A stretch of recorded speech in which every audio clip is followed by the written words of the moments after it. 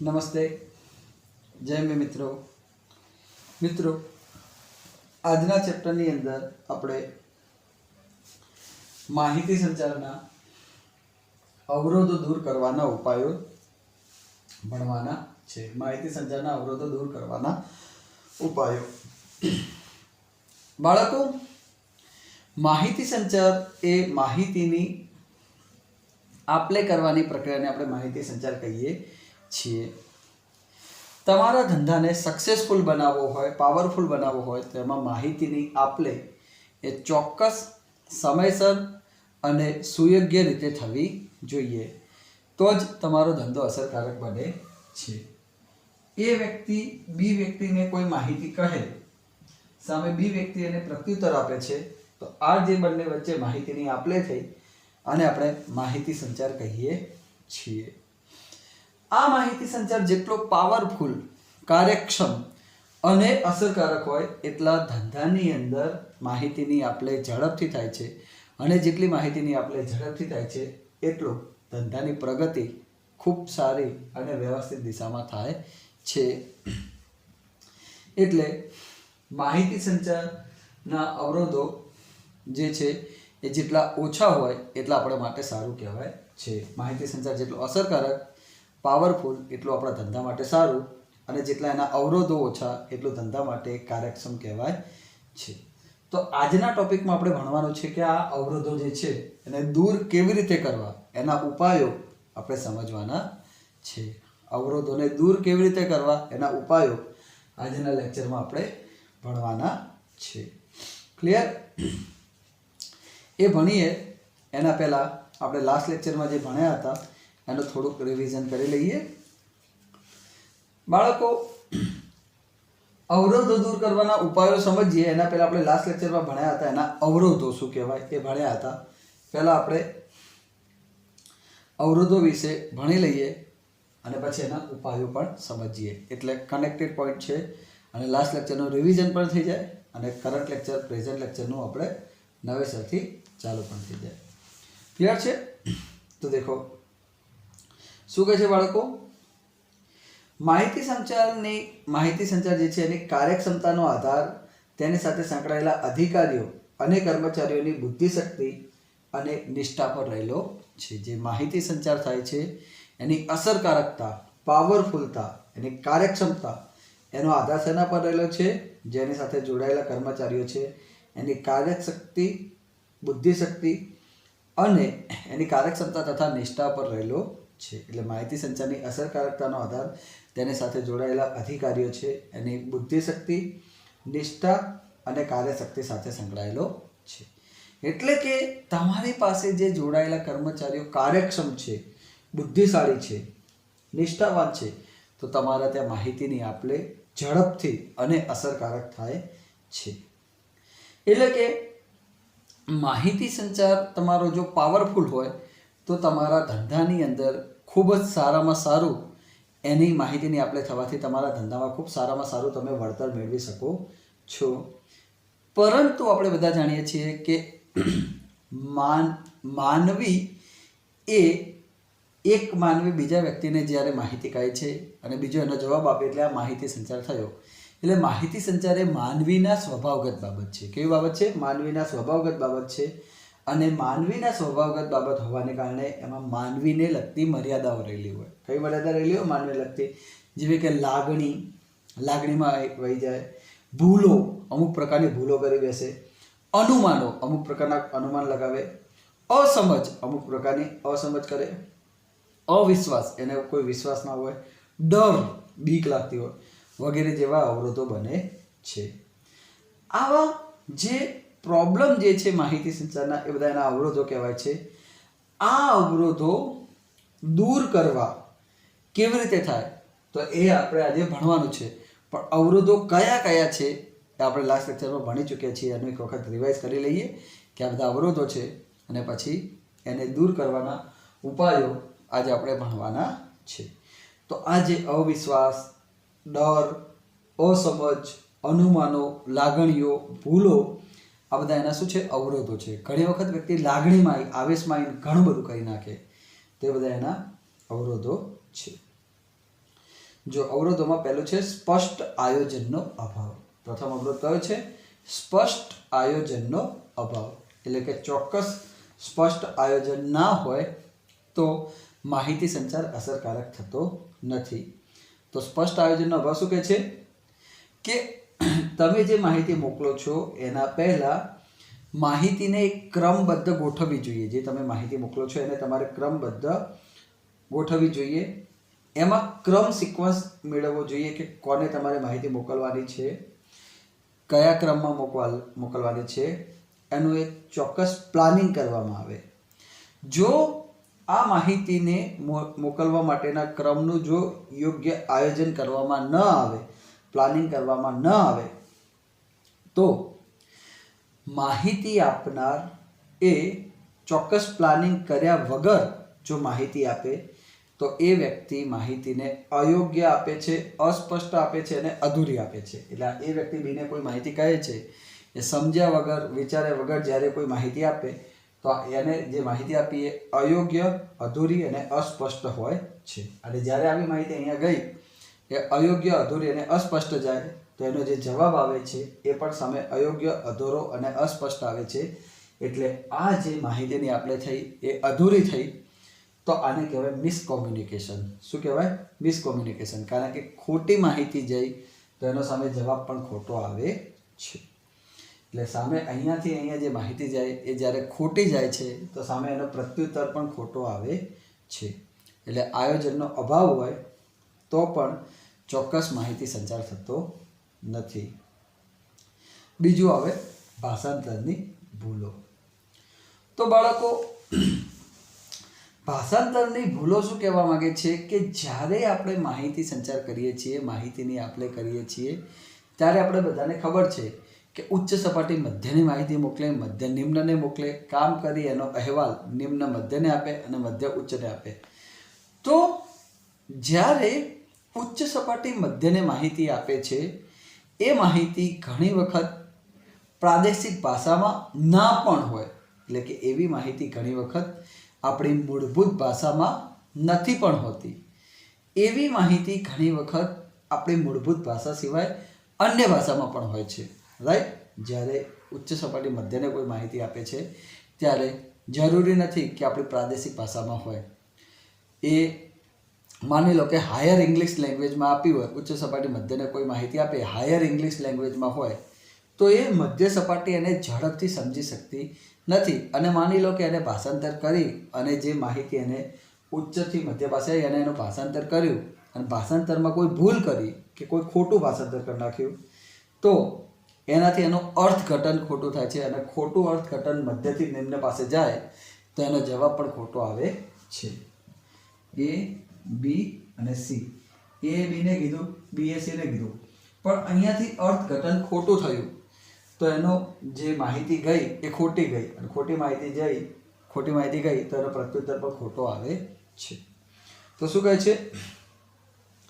મધ્ય સપાટીએ કાર્ય કરતી વ્યક્તિઓને ઉપરી સપાટી પાસેથી સંદેશો મેળવવાનો હોય છે. આ મધ્ય સપાટીના વ્યક્તિ છે એને કોની પાસેથી સંદેશો મેળવવાનો હોય છે? ઉચ્ચ સપાટી પાસેથી. રાઈટ? ઘણી વખત આ વ્યક્તિએ જે આપેલો સંદેશો એ માતૃભાષામાં ન પણ હોય, એ સંદેશો માતૃભાષામાં ન પણ હોય તો આ માહિતીનું અર્થઘટન કરી અને માહિતી નીચલી સપાટી તરફ મોકલવામાં આવે ત્યારે ભાષાંતરની ભૂલો થવાની શક્યતા પણ રહેલી છે. એટલે અહીંયાથી જે માહિતી આવી એ માની લો કે હાયર ઇંગ્લિશ લેંગ્વેજમાં આવી તો એ માહિતીનું સમજી અને એનું પ્રત્યુત્તર એ માહિતીને સમજી અને એને સામે માહિતી સીને મોકલવાની છે. હવે અહીંયાથી માહિતી આવી હાયર ઇંગ્લિશ લેંગ્વેજમાં હોય તો બી વ્યક્તિ સમજવામાં ભૂલ કરે તો એ માહિતી જ્યારે સીને આપે ત્યારે ખોટી માહિતી આપે છે. એટલે ભાષાંતરમાં ભૂલ કરે તો ખોટી માહિતી આપે અને ખોટી માહિતી જાય તો એનો જવાબ પણ ખોટો આવે છે. એટલે મધ્ય સપાટીથી નિમ્ન સપાટી તરફ જ્યારે માહિતી મોકલવામાં આવે ત્યારે એમાં ભાષાંતરની ભૂલો થવાની શક્યતા પણ રહેલી છે. તો એ થયું ભાષાંતરની ભૂલો. ત્યારબાદનો ટોપિક દેખીએ કે અસ્પષ્ટ સંદેશાઓ. ત્યારબાદને શું કહે છે? અસ્પષ્ટ સંદેશાઓ. તો દેખો શું કહે છે? માહિતી સંચારના વિવિધ જે માધ્યમો છે એમાં ઘણી વખત શું થાય છે, જે માધ્યમો છે એમાં ઘણી વખત અમુક વખતે મહત્વની બાબતો જે દર્શાવેલી હોય છે એની અયોગ્ય ક્રમમાં ગોઠવણ કરેલી હોય, કે એ શબ્દો કે વાક્યની ગોઠવણ અયોગ્ય રીતે થઈ હોય, તો એની અંદર શું કહે છે, એવા સંદેશામાં એક સૂત્રતા રહેતી નથી. પરિણામે આવા સંદેશાઓ માહિતી મેળવવામાં કે મોકલવામાં એ સ્પષ્ટ અર્થ આપવામાં નિષ્ફળ જાય છે અને માહિતી સંચારનો એક અવરોધ ઊભો કરે છે. દેખો, અસ્પષ્ટ સંદેશા શું કહે છે કે જ્યારે માહિતી મોકલવામાં આવે છે ત્યારે એમાં શબ્દો, વાક્ય અને એની રચનાની યોગ્ય ગોઠવણ ના હોય, અયોગ્ય ગોઠવણ હોય શબ્દ અને વાક્યની રચનાની, તો એવા સંદેશામાં એક સૂત્રતા નથી હોતી. એક સૂત્રતા નથી હોતી મતલબ એવા સંદેશા જે અલગ અલગ વ્યક્તિને કહેવામાં આવે તો બધા વ્યક્તિઓ એક સમાન સમજી શકતા નથી. એવા સંદેશાઓ જ્યારે અલગ અલગ વ્યક્તિને કહેવામાં આવે તો વ્યક્તિઓ એને ચોક્કસ રીતે સમજી શકતા નથી, કારણ કે એની અંદર શબ્દો, વાક્યોની જે ગોઠવણ છે અયોગ્ય રીતે કરેલી છે, તો જેના કારણે મુખ્ય વ્યક્તિ એને એક સમાન સમજી શકતા નથી.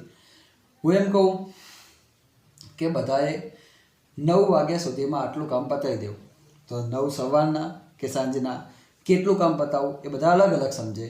તો એ અસ્પષ્ટ સંદેશાઓ હોય કે અયોગ્ય ગોઠવણ કરેલી હોય તો એવા સંદેશામાં એક સૂત્રતા રહેતી નથી, અને આવા સંદેશાઓ માહિતી મેળવવામાં કે મોકલવામાં એ સ્પષ્ટ અર્થ આપવામાં નિષ્ફળ જાય છે અને એનાથી માહિતી સંચારનો એક અવરોધ ઊભો થાય છે. તો એ છે અસ્પષ્ટ સંદેશાઓ, એ પણ એક અવરોધ છે. ત્યારબાદનો ટોપિક છે અસ્પષ્ટ અનુમાનો. શું છે? અસ્પષ્ટ અનુમાનો. તો બાળકો, અસ્પષ્ટ અનુમાનો શું કહે છે કે તમે જ્યારે કોઈ વ્યક્તિને કોઈ માહિતી કહો છો તો એના પરથી વ્યક્તિ એક અનુમાન લગાવે છે કે તમે શું કહેવા માગો છો, એને એક અનુમાન લગાવે છે. તમે જ્યારે કોઈ માહિતી કોઈને કહો છો તો એના પરથી વ્યક્તિ એક અનુમાન લગાવે છે, એક થિંકિંગ કરે છે, એઝમ્પશન લગાવે છે કે આવું કહેવા માગતા હશો. પણ તમે જે કહેવા માગો છો એના કરતાં વ્યક્તિ ઊંધું અનુમાન લગાવી દે. તમે જે કહેવા માગો છો, આજે તમારો કોઈ રોજનો પરમનન્ટ વ્યક્તિ હોય એને તમારા ઈશારાની જરૂર હોય કે તમે ઈશારો આપો એમાં સમજી જાય, પણ એ વ્યક્તિ તમે જ્યારે માહિતી કહી એનાથી ઊંધો અર્થ નીકાળે કે અયોગ્ય અર્થ નીકાળે કે કોઈ અયોગ્ય અનુમાન સમજી જાય. દર વખતે તમારો સાચું જ એ અનુમાન નીકાળતો, પણ આ વખતે કોઈ કારણસર એ અયોગ્ય અનુમાન નીકાળી લે કે ખોટું અનુમાન નીકાળે, તો એના કારણે શું થાય છે, અસ્પષ્ટ અનુમાન નીકાળે અને અસ્પષ્ટ વિચાર કરે, અને એનાથી જ્યારે કોઈ માહિતી સંચાર થાય તો એ પણ એક માહિતી સંચારની અંદર અવરોધ ઊભો કરે છે. દેખો શું કહે છે, ઘણા સંદેશાઓનો આધાર અનુમાનો અને પૂર્વધારણા પર રહેલો હોય છે. ઘણા એવા સંદેશા છે કે જેનો આધાર અનુમાનો અને પૂર્વધારણા પર રહેલો હોય છે કે આવું થઈ શકે, કે એક એઝમ્પશન હોય કે આવું હોઈ શકે, એના પર રહેલો છે.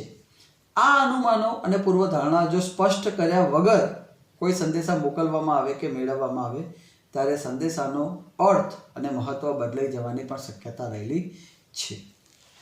કોઈ સંદેશાઓનો આધાર અનુમાન પર રહેલો હોય કે આવું બની શકે, તો શું કહે છે, એ સંદેશાનો આધાર અનુમાન અને પૂર્વધારણા પર રહેલો કે આવું હોઈ શકે, તો શું કહે છે, આવા અનુમાનો અને પૂર્વધારણા સ્પષ્ટ કર્યા વગર જો તમે કોઈ સંદેશો મોકલી દો, આવા અનુમાન કે પૂર્વધારણા તમે સ્પષ્ટ કર્યા વગર કોઈ સંદેશો મોકલી દો કે મેળવી લો, તો ઘણી વખત એ વ્યક્તિ, સામેવાળો વ્યક્તિ એ અનુમાનને ચોક્કસ સમજી શકે નહીં, અને એના વગર કોઈ તમે જે સંદેશો મોકલી દો તો ઘણી વખત એનું મહત્ત્વ બદલાઈ જવાની પણ શક્યતા રહેલી છે. મહત્ત્વ બદલાઈ જવાની શક્યતા રહેલી છે એનો મતલબ કે તમે આજે તમને અંદાજ છે કે તમે માહિતી મોકલી છે એના પરથી સામેવાળો એક એઝમ્પશન લગાવવાનો છે, તમને ખબર જ છે.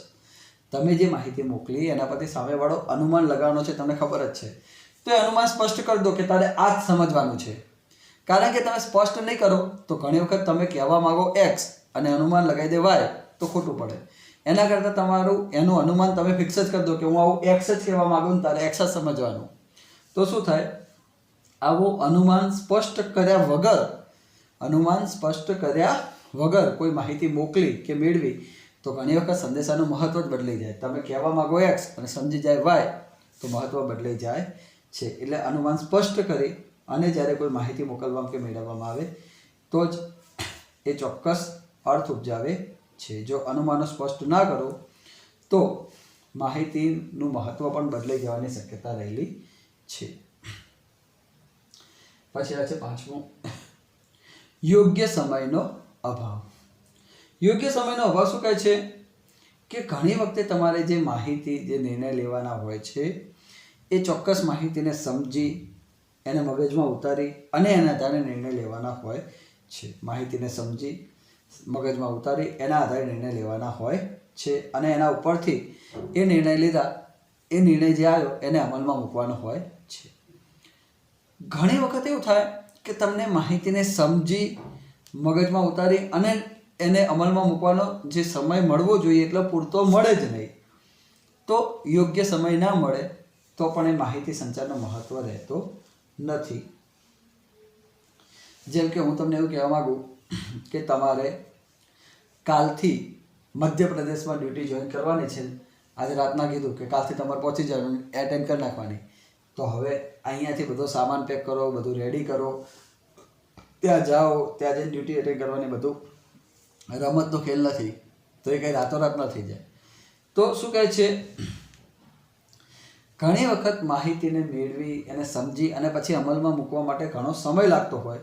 જો ચોક્કસ સમય ના મળે તો એ માહિતીની અસરકારકતા ઘટી જાય, પછી એને અમલમાં મૂકવાની પેલી રહેતી નથી. એટલે તે શું કહે છે, કેટલીક વાર માહિતીને મેળવી અને એના આધારે નિર્ણય લેવાનો હોય છે કે માહિતીના આધારે નિર્ણય લેવાનો હોય છે અને માહિતી મળ્યા પછી એનો અમલ કરવાનો હોય છે. માહિતી મેળવ્યા પછી એનો નિર્ણય લેવાનો હોય છે અને એના પછી એનો અમલ કરવાનો હોય છે. એટલે કે માહિતી મેળવીને એના આધારે નિર્ણય લઈ અને એનો અમલ કરવાનો હોય છે. બરાબર? નિર્ણય લઈને અમલ કરવાનો હોય છે. માહિતી મળ્યા પછી એનો જે અમલ કરવાનો હોય છે, એટલે કે માહિતી મેળવી એના આધારે નિર્ણય લઈ અને એનો અમલ કરવાનો હોય છે કે આ અમલ કર્યો. જો આવી માહિતી સમયસર ના મળે તો એનો કોઈ અર્થ રહેતો નથી. જો આવી માહિતી કોઈ સમયસર ના મળે તો એનો કોઈ અર્થ રહેતો નથી. એટલે શું કહે છે, માહિતીને સમજી વિચારી અને એના આધારે નિર્ણય લેવાનો હોય છે. માહિતી શું કહે છે, મળ્યા પછી એને અમલ મૂકવા માટે જો ચોક્કસ સમય ના મળે તો એનો કોઈ અર્થ રહેતો નથી. એટલે ઘણી વખત કોઈ માહિતી તમે સામેવાળાને આપો, એ સમજે, એના મગજમાં ઉતારે અને પછી એને અમલ કરવાનો હોય. પણ જો આ માહિતી એને સમયસર મળે તો વ્યક્તિ સમજી શકે અને સમજી અને એને અમલમાં મૂકી શકે. પણ આ માહિતી જો એને સમયસર ના મળે, યોગ્ય સમય ના મળે તો એ માહિતી સંચારનો કોઈ મતલબ રહેતો નથી અને આવા માહિતી સંચારની અસરકારકતા ઘટી જાય છે. જો આ માહિતી યોગ્ય સમય ના મળે તો માહિતી સંચારની અસરકારકતા રહેતી નથી અને એનું મહત્ત્વ ઘટી જાય છે. ક્લિયર? તેનું મહત્ત્વ ઘટી જાય છે. એટલે માહિતી સંચારની અંદર જો યોગ્ય સમય ના મળે, સમયનો અભાવ હોય તો એ માહિતી સંચારનું મહત્ત્વ ઘટી જાય છે. પછી આપણે દેખ્યું હતું માહિતીનું અતિભારણ. અતિભારણ શું કહેવા માગે છે કે જ્યારે કોઈ એક વ્યક્તિ હોય એને સામે 10 વ્યક્તિઓ માહિતી આપતા હોય અને 10-10ને એને જવાબ આપવાનો હોય, તો આ અધિકારીની અંડરમાં 10 કર્મચારી છે, 10-10 કર્મચારીને માહિતી આપે, એનો જવાબ મેળવે, તો અધિકારી ઉપર વધારે પડતું દબાણ આવવાથી એના પર માહિતીનું ભારણ વધી જાય અને ભારણ વધી જાય પછી એ માહિતીને સમજી અને ચોક્કસ પ્રત્યુત્તર આપવા પર ફોકસ નથી કરતો, પછી એના કામનું ભારણ ઘટાડવા પર એ ફોકસ કરે છે કે કેમ કરીને કામનું ભારણ ઘટાડવું. તો શું કહે છે, દેખો જો શું કહે છે, મોટા એકમમાં ઘણી વખત સતત અને અવિરતપણે માહિતીની આપલે થતી હોય છે. સતત અને અવિરત માહિતીની આપલે થતી હોય છે. આવી આપલે કોઈ એક કર્મચારી દ્વારા મેળવવાની કે પૂરી પાડવાની હોય તો કર્મચારી માહિતીની ચોકસાઈ જાળવવાને બદલે પોતાના કામના ભારણને નિકાલ કરવાને પ્રાધાન્ય આપે છે. તો દેખો શું કહે છે, મોટા એકમની અંદર એક જ અધિકારી હોય, એના અંદરમાં 10 કર્મચારી હોય તો બધા સાથે એને માહિતીની આપલે કરવાની હોય છે. હવે એક જ કર્મચારીને 10 વ્યક્તિ સાથે માહિતીની આપલે કરવાની હોય તો શું કહે છે એમાં એ બિચારો કંટાળી જાય કેટલા જવાબ આપે તો શું કહે છે એ વ્યક્તિ માહિતીની ચોકસાઈ જાળવવાને બદલે પોતાના કામનો ભારણ નીકાળવાને પ્રાધાન્ય આપે કે બસ કામ કરીને પોતાનું કામ ઓછું કરવું. એ ચોકસાઈ જાળવવાને બદલે કામનું ભારણ ઘટાડવાને પ્રાધાન્ય આપે છે. અને આવી પરિસ્થિતિમાં સમયસર માહિતી યોગ્ય સ્થાને ના પહોંચે તો માહિતી સંચારનો હેતુ નિષ્ફળ જાય છે. એટલે યોગ્ય માહિતી યોગ્ય સમય ના પહોંચે તો માહિતી સંચારનો હેતુ નિષ્ફળ જાય છે. યોગ્ય માહિતી યોગ્ય સમય ના પહોંચે તો માહિતી સંચારનો હેતુ નિષ્ફળ જાય છે. ત્યાર પછીનો ટોપિક છે સંદેશા પ્રત્યે દુર્લક્ષ. શું કહે છે? સંદેશા પ્રત્યે દુર્લક્ષ. તો સંદેશા પ્રત્યે દુર્લક્ષ શું કહે છે કે તમે જ્યારે કોઈ માહિતી કોઈને આપો છો ત્યારે એ માહિતી સામેવાળો સમજી અને એને મગજમાં ઉતારી અને પછી એનો અમલ કરવાનો હોય. પણ તમે જ્યારે માહિતી આપો ત્યારે એ માહિતીને સમયસર સમજે જ નહીં કે યોગ્ય એના મગજમાં ના ઉતારે અને હતું કરી નાખે, જતું કરી નાખે, તો પછી એવો વ્યક્તિ સાચી માહિતી નથી સમજતો તો સાચો એનો પ્રત્યુત્તર પણ આપી શકતો નથી. એટલે સંદેશા પ્રત્યે દુર્લક્ષ સેવે છે તો એ વ્યક્તિ ચોક્કસ માહિતી સંચાર કરી શકતો નથી. તો દેખો શું કહે છે, કેટલીક વાર ઉચ્ચ સંચાલકો નીચલી કક્ષાના કર્મચારીઓને સંદેશા પ્રત્યે દુર્લક્ષ કે બેદરકાર રહેતા હોય છે. ઘણી વખત ઉચ્ચ સંચાલકો કે એના હાથ નીચેના કર્મચારીઓ એ સંદેશા પ્રત્યે દુર્લક્ષ રહેતા હોય. એ સંદેશાને એ કાન બારું કરી નાખતા હોય છે, કાન આડું કરી નાખતા હોય છે. સંદેશાથી એ લોકો બેદરકાર રહેતા હોય અને એનાથી ઘણી વખતે સાચી માહિતીથી વંચિત રહી જાય છે. આવી માહિતી કે સંદેશામાં દુર્લક્ષ સેવા એ માહિતી સંચારનો એક અવરોધ ઊભો થાય છે. તમે જે સંદેશાની અંદર દુર્લક્ષ સેવ્યું એ માહિતી સંચારનો એક અવરોધ કહેવાય છે. કારણ કે તમે ચોક્કસ માહિતીને સમજી નહીં અને ચોક્કસ માહિતીને અમલમાં ના મૂકી તો એ પણ માહિતી સંચારનો એક અવરોધ ઊભો થાય છે. ત્યારબાદનો ટોપિક છે અયોગ્ય માધ્યમની પસંદગી. એટલે કે માહિતી મોકલવામાં અને મેળવવાનું માધ્યમ ચોક્કસ હોવું જોઈએ. અત્યારે ઇન્સ્ટન્ટ જરૂરી હોય, તમારે કોઈને ફોન કરવાનો હોય ને એ સમયે તમે પત્ર લખો તો એ કામ પત્ર 5 દાડે પહોંચે અને 10 દાડે જવાબ આવે, ત્યાં સુધી તો એ કામ બધું પૂરું થઈ ગયું. એટલે જે કામ સ્પીડી હોય, ઇન્સ્ટન્ટ હોય, તો એના માટે માધ્યમ પણ એવું પસંદ કરવું જોઈએ. જો પ્રોપર માધ્યમ પસંદ કરવામાં ન આવે તો એ પણ માહિતી સંચારમાં અવરોધ ઊભો કરે છે. લોકો શું કહે છે, માહિતી આપવાના અને મેળવવાના અમુક માધ્યમોની પસંદગી કરવામાં આવે, પરંતુ જો આવા માધ્યમો યોગ્ય પસંદગી કે અનુરૂપ ના હોય તો પણ એ માહિતી સંચારમાં અવરોધ ઊભો કરે છે. એટલે માહિતી મોકલવાના અને મેળવવાના જે માધ્યમો એ ચોક્કસ હોવા જોઈએ. જો યોગ્ય માધ્યમની પસંદગી કરવામાં ન આવે, પ્રોપર માધ્યમ ના હોય તો યોગ્ય માધ્યમ નથી તો સમયસર માહિતી પહોંચશે નહીં, અને સમયસર નહીં પહોંચે તો એનો જવાબ પણ સમયસર આવશે નહીં. એટલે કે અયોગ્ય માધ્યમ હોય તો પણ એ માહિતી સંચારમાં એક અવરોધ ઊભો કરે છે. ત્યારબાદનો ટોપિક છે અવિશ્વાસ અને ડર. તો દેખો શું કહે છે, ઘણી વખત તમારા કર્મચારીને તમારાથી એક અવિશ્વાસ હોય કે ડર હોય કે સાચી માહિતી આપશે તો એને શિક્ષા થશે કે દંડ થશે.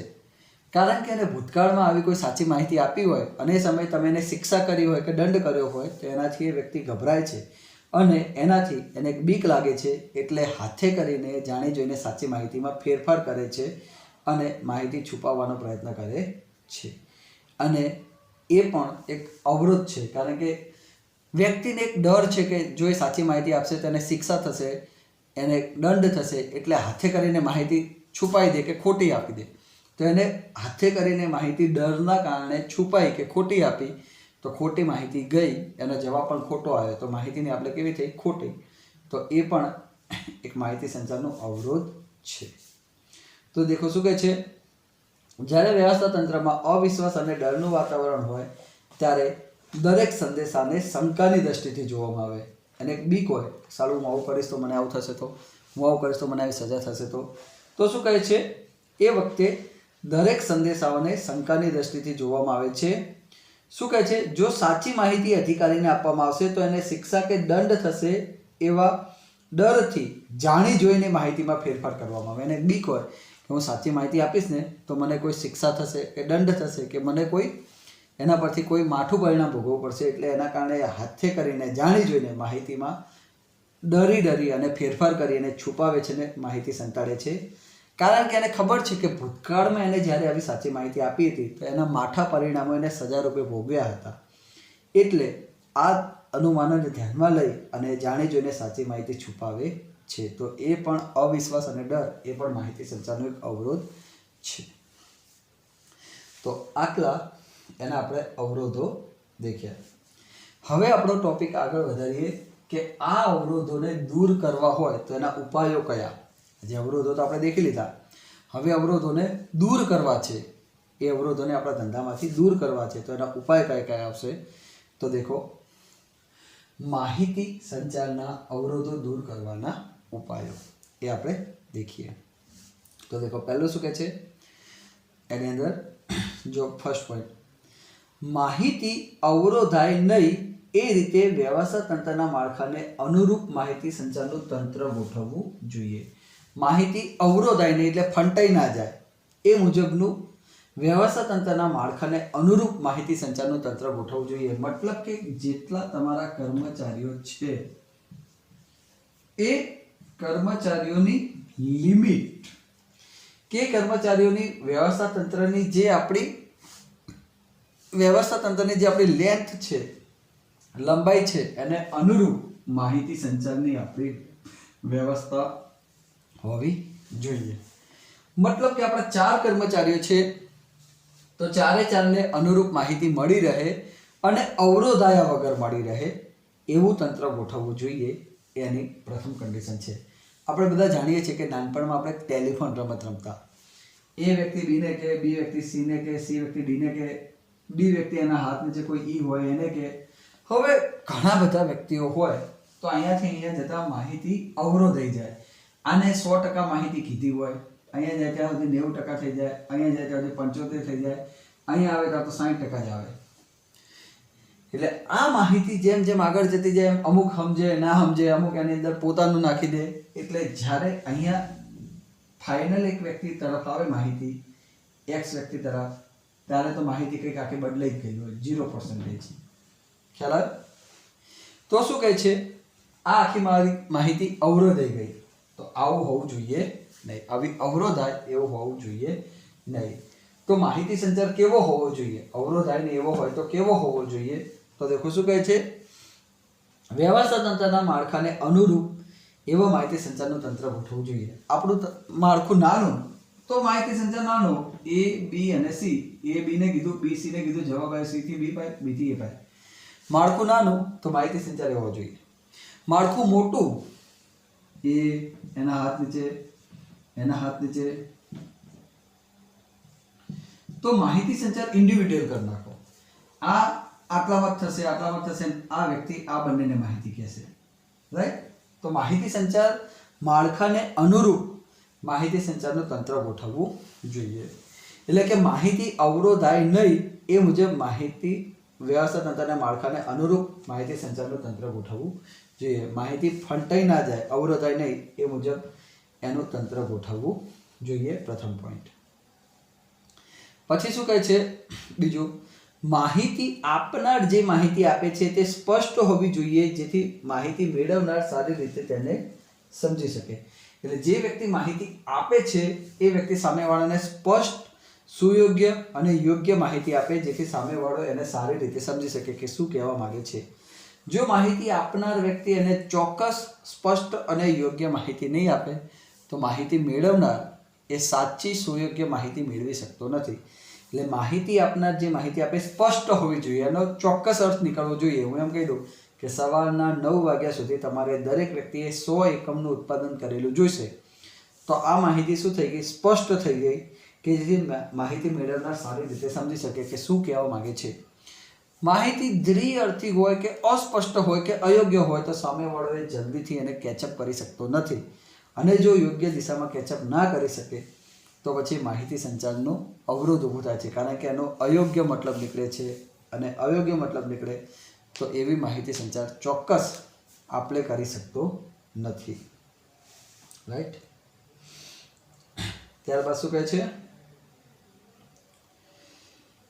ત્રીજું, માહિતી સંચારના જુદા જુદા માધ્યમોની અસરકારકતા જુદી જુદી હોવાથી માહિતી પ્રસારણના સંદર્ભમાં યોગ્ય માધ્યમની પસંદગી થવી જોઈએ. દેખો, માહિતીનું પ્રસારણ કરવા માટે, માહિતીની આપ-લે કરવા માટેનું માધ્યમ યોગ્ય હોવું જોઈએ. મેં હાલ તમને એક વાત કરી એ પ્રમાણે કે તમારે કોઈ ખાસ ઇમ્પોર્ટન્ટ અગત્યની માહિતી છે કોઈને પહોંચાડવી, તો તમે મેઇલ કરો, મેસેજ કરો અથવા ફોન કરો, રાઈટ? એ રીતે પહોંચાડી શકો છો, કારણ કે અર્જન્ટ છે. પણ એ સમયે તમે કબૂતર ઉડાડો કે તમે પત્ર લખીને મોકલો તો એનો રિસ્પોન્સ આવતા ઘણો સમય લાગી જાય, અને એવો જ્યારે રિસ્પોન્સ લેટ આવે તો એ માહિતીની અસરકારકતા ઘટી જાય.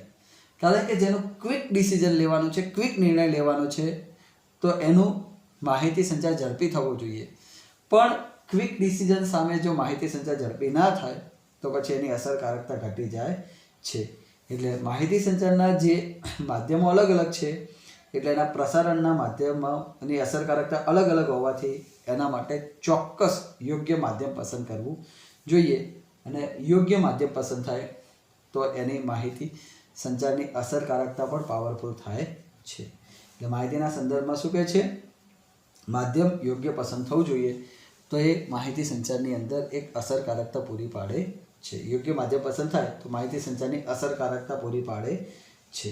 જો અયોગ્ય માધ્યમ હોય તો એની અસરકારકતા રહેતી નથી. ત્યારબાદ શું કહે છે? માહિતી સંચાર દ્વિમાર્ગીય પ્રક્રિયા હોવાને કારણે પ્રવાહ બંને દિશામાં સહેલાઈથી વધી શકે તેવી વ્યવસ્થા હોવી જોઈએ. માહિતી સંચાર એ દ્વિમાર્ગીય પ્રક્રિયા છે. ઉપરથી નીચે માહિતી જાય છે સૂચના, હુકમ, આદેશ સ્વરૂપે, અને નીચેથી ઉપર માહિતી આવે છે અહેવાલ સ્વરૂપે. ઉપરથી નીચે માહિતી જાય સૂચના, હુકમ, આદેશ સ્વરૂપે, નીચેથી ઉપર જવાબ આવે અહેવાલ સ્વરૂપે. એટલે આ કેવી પ્રક્રિયા છે? દ્વિમાર્ગી પ્રક્રિયા હોવાથી પ્રવાહ બંને દિશામાં સહેલાઈથી આગળ વધે તેવો હોવો જોઈએ.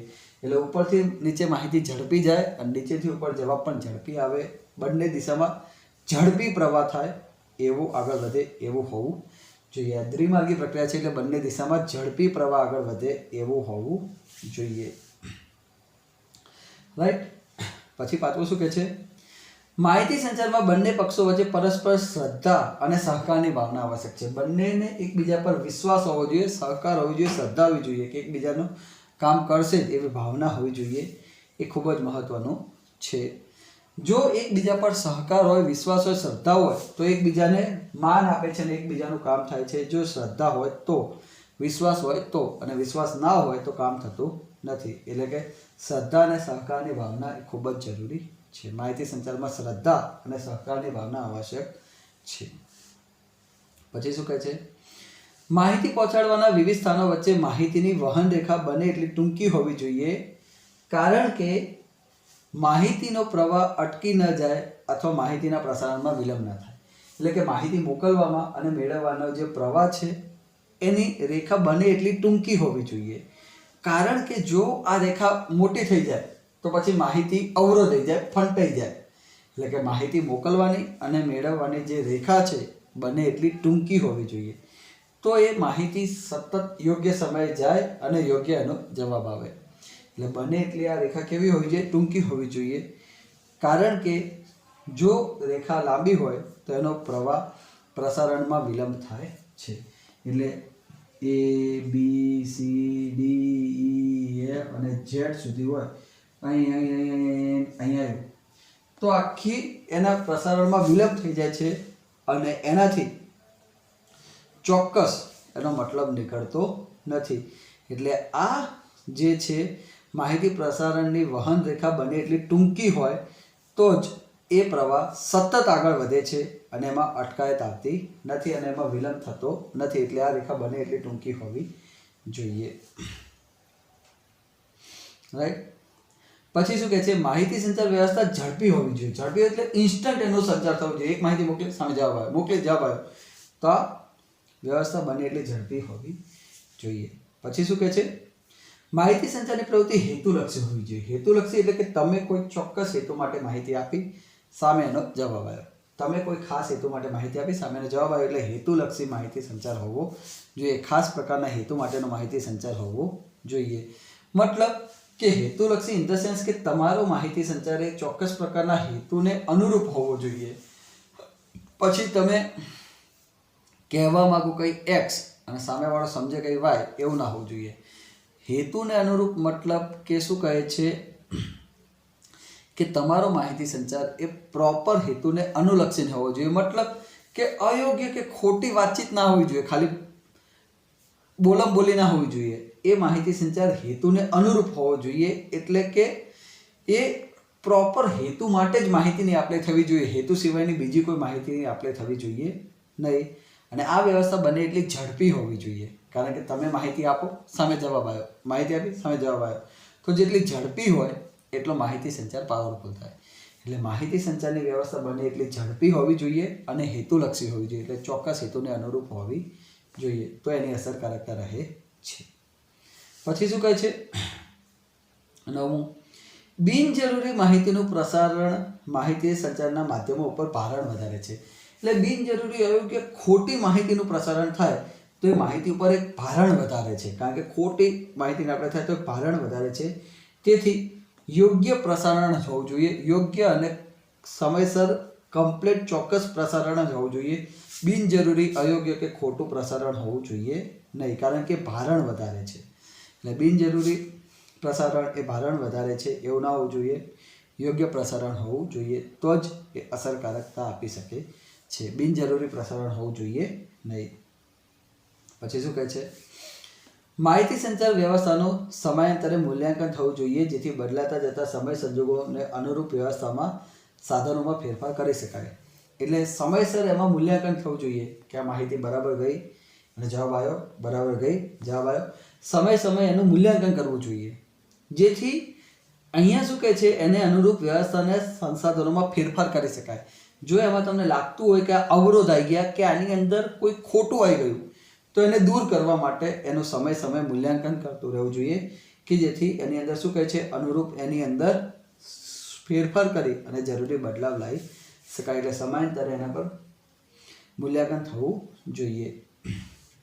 પછી શું કહે છે છેલ્લું, માહિતી સંચારની સમગ્ર પ્રક્રિયા દરમિયાન માહિતીનું આપનારનું અંદર અંગત હિત કે સ્વાર્થ ના હોવું જોઈએ, કારણ કે માહિતી આપનારનું અંગત હિત કે સ્વાર્થ હોય તો એ જાણી જોઈને એની અંદર કોઈ માહિતી છુપાઈ દે કે માહિતી કોઈ અધૂરી આપે, અસ્પષ્ટ આપે કે વિકૃત સ્વરૂપે પણ માહિતી રજૂ કરી શકે છે. એટલે માહિતી આપનારનું અંગત હિત ના હોવું જોઈએ. આ યાદ રાખવાનું કે માહિતી આપનારને એમાં અંગત હિત જોડાયેલું હોવું જોઈએ નહીં, કારણ કે જો એનું અંગત હિત કે સ્વાર્થ જોડાયેલો હશે તો એ હાથે કરીને માહિતી અમુક છુપાવશે કે જાણી જોઈને અધૂરી આપશે કે એને વિકૃત રીતે એવી રજૂ કરશે કે સામેવાળો સમજી જ ના શકે. એટલે કે આ વ્યવસ્થા એવી હોવી જોઈએ કે જેની અંદર એની અંદર વિકૃત સ્વરૂપ ના આવે એવું હોવું જોઈએ.